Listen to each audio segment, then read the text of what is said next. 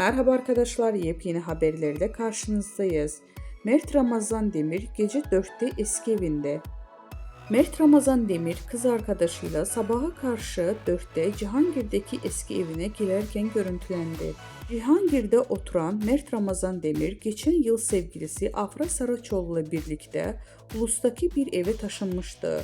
Ünlü oyuncu eski evine geri döndü.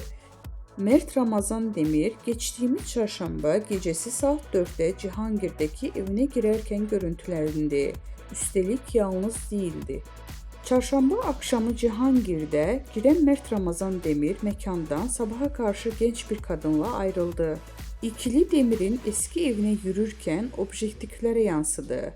Apartmanın kapısının arkadaşı anahtarla açarken oyuncu muhabirlerin sorularına cevap verdi. Evime geldim, iyi geceler diyerek içeri girdi.